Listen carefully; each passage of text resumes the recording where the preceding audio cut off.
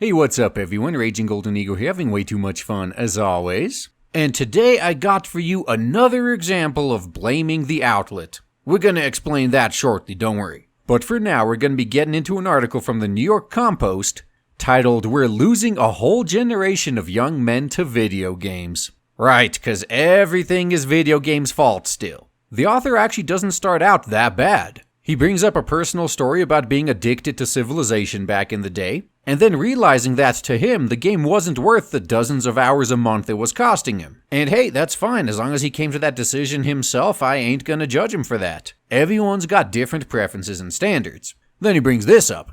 Today, millions of people, disproportionately young men, are similarly caught in the throes of video games, which are far more enticing than their 1990s counterparts and often involve many players engaging at once. Alright, I'm just gonna have to pause right here for a little bit. How many of these video games are destroying men and ruining societies articles do we have, like, every day? And compare that to the number of articles mentioning the same effect social media has on women. Yeah, I thought so. I'm not seeing any of those either. It's okay to be addicted to Facebook and be on that for 15 hours a day, as long as you're not gaming on it. But again, that digression aside, this guy isn't all that bad yet. The hand-eye coordination of these men is no doubt impressive, plus they form friendships and learn to work through problems in teams.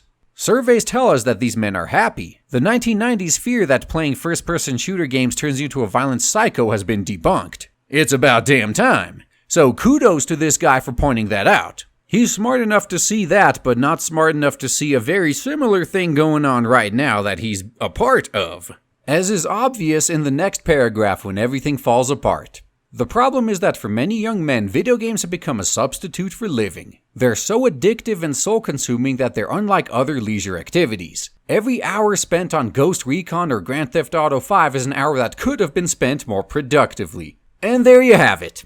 The same bullshit we see from crusty old farts every time a new entertainment medium comes out. Oh, cause this entertainment medium is so much more awesome than the shit we had. It's clearly worse and destroying society, and it's addictive and soul-consuming. Can you guys name me one piece of entertainment that hasn't had something like this said about it? Do we have to go back to the days of the Puritans where anything fun is considered a sin because it distracts you from spreading the word of God and sowing your seeds? And I love how they always use the, "oh, you could be spending that time more productively" line too. More productively for who? And to what end goal? And he seems intent on separating video games from all other leisure activities, but how does this exact same statement not apply to literally any other leisure activity? An hour you spend on literally any leisure activity is an hour that could have been spent more productively. Hopefully you guys see the blatant stupidity of that statement. And now we're about to get into what I talked about at the very beginning, that being blaming the outlet.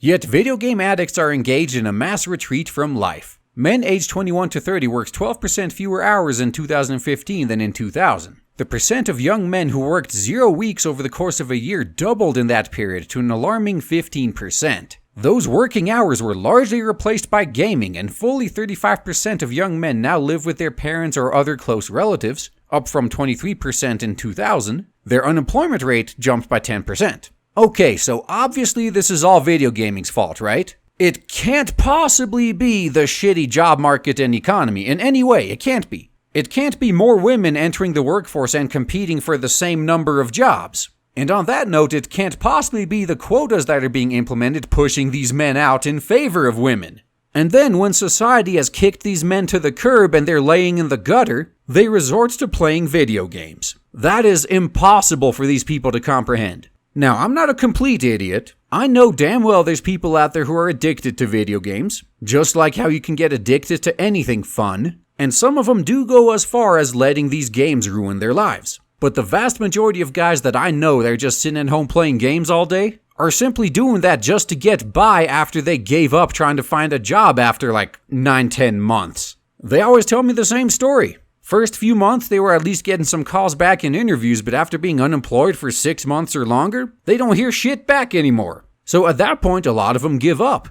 Is that the correct option? No, not really. But if video games weren't available, they'd be occupying themselves other ways. They wouldn't just magically get a job in a market that has no jobs for them. Oh, and before I move on, we can't forget to mention those guys that turned gaming into their jobs. Just look at YouTube and Twitch. Should we dismiss all this if these men say they're happy? Heroin addicts are happy too as long as they're high, but what long-term effects do they face? Oh, this is actually pretty hilarious because this is pretty much the same argument that we use against marriage. Oh sure, you're happy and high now, but just wait until the divorce comes and you get rung through the ringer. Consider what the future holds for men whose 20s get sucked into the maw of the Xbox. The 20s are when we pick and begin to gain mastery in a career. Well, excellent. So instead of writing these articles, why don't you go out to all these guys and point to where they can actually get those careers? And what do they have to do to get them? 4 years of wasting your life going into debt for a worthless degree that doesn't even get you a job after you get out? Would that be a better option? Is that what you're implying?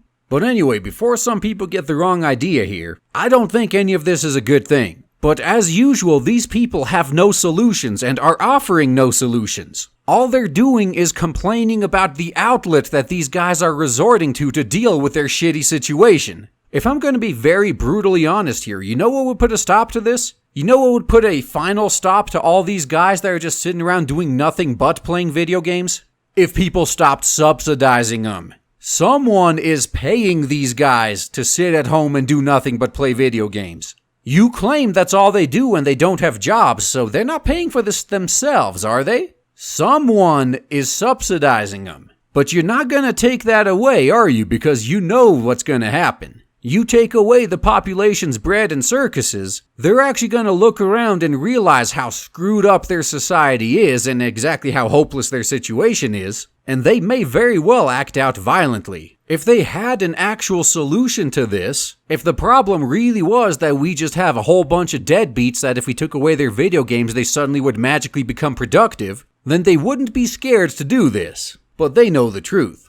We are already at a point in society, and it's being sped up a lot more thanks to more automation, where more and more jobs are being rendered unnecessary. And that means we need less and less people. Yet the population keeps growing. But hey, if you guys have any solution as to what to do about this, I'm all ears. But either way, he finishes off this article by going full trad cuck. Women usually don't go for men who are less successful than they are. So gaming is going to cause a surge in dissatisfaction among members of both sexes. Wow, did you just admit women are hypergamous? That's not something to say proudly, you know. But we all know what this is. This is just a thinly veiled man-up comment right here. And trust me, as someone who knows very well the pleasures of 2D women, there's no dissatisfaction on this side. So I wouldn't be too concerned about that. Unemployed or underemployed men residing at Casa de la Mama whose major life skill involves pretend shoot-em-ups are not going to impress many ladies. And a lot of these guys don't care to, so I guess it's not a problem. Accomplished women are going to discover the competition for male peers even tougher than it is today when there are about 3 women for every 2 men enrolled in college.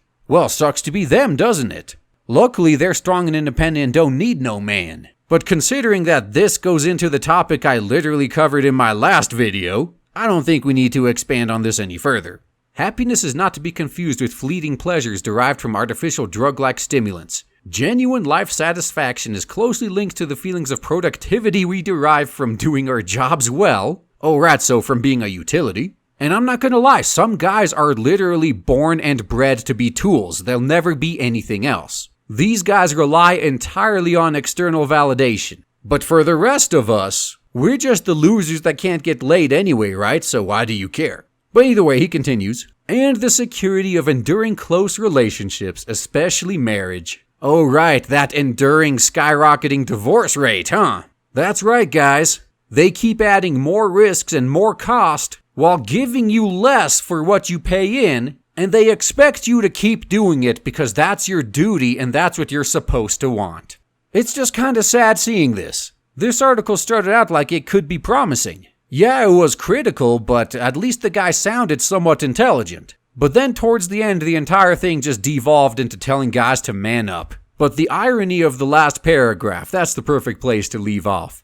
Gamer zombies risk losing touch with both the world of work and with the potential for real human relationships. The parents and friends of these young men are doing them no favors by thinking, I never see him anymore, but he seems happy. That final line right there. I've used similar lines when talking about one of my friends who got married, who I no longer get to see because he's not allowed to hang out with me. And then when I do finally see him and he looks in a lot worse physical shape than I remember him, a lot more depressed, yeah, what better way to reinforce the fact that of the two of us, I made the correct choice. And that's all I got to say, guys. Thanks for listening.